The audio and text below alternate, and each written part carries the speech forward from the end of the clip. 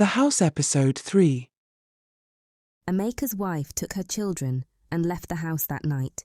They slept in front of a shop along their street. Emeka's wife cried all through the night. She was so confused and doesn't know what to do. "Madam, get up. My name is Madam Regina. I live behind this shop." "What are you people doing in my shop by this time? This is almost 3 a.m. What is going on?" Madam Regina asked them repeatedly.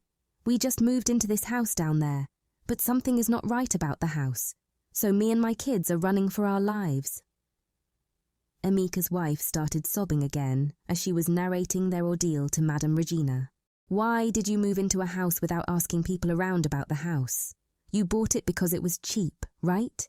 Didn't you and your husband think a house this beautiful should cost much more than this? For your information, that house have claimed many lives, and it is not a new house, even though it looks new. It was built 5 years ago by my only son." "What? So you know the owner?" "Thank God we met you, because I need answers on how to find my—" "Shut up and listen, madam. I don't have much time to tell you what I am about to tell you. You landed in this mess because of greed." Madam Regina hushed Emeka's wife.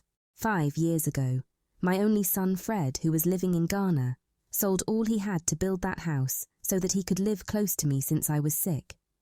He got married after building it and moved in with his wife. Few months after his wife gave birth to their first child, assassins visited them and killed my son and his family in cold blood. So since then, my son have been killing anyone that buys the house." "Wow, Madam Regina. So what you are saying is that my son and husband are dead. I don't believe you because it's not possible to lose my family like this." Emeka's wife started crying again. She then knelt down and started pleading with Madam Regina. "What should I do? There must be something your son wants." Madam Regina stood up and said, "My son wants justice. Find their killers, and maybe you and your kids might live. You see, no one survives after paying for that house. The only survivor is in a mental institution. Your family is the only ones that have come out unscathed. So please help us get justice. The only clue we have is that the leader of the gang of assassins spoke our dialect, and also mentioned my younger brother's name. Simon is his name, and we are from Delta State." "But why don't you involve the police? Why me and my poor family?" Emeka's wife asked her with anger. Madam Regina hurriedly left to attend to her cooking, as she claimed. Moments later, Emeka's wife went to knock at Madam Regina's gate to get more explanations. She knocked and a young woman came out.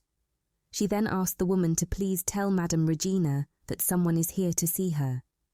The lady looked at her surprised. "Did you just say Madam Regina?" the lady asked. "Yes, an elderly woman in her 60s. She was with me and my kids a while ago," Emeka's wife said with confidence. The lady called a young man to come and listen to Emeka's wife and what she was saying. The man came closer, and immediately he heard Madam Regina. He shouted, "She is dead. She died shortly after her son's brutal murder 5 years ago. Then I just moved into her compound, so you can't possibly see her." Emeka's wife insisted it was her and described her looks to them. "We are just tenant here, although this was her compound. But I grew up in this street, so I know her very well." "Follow me, let me show you," the man told Emeka's wife. "Look at her grave over there." Emeka's wife gasped and fainted.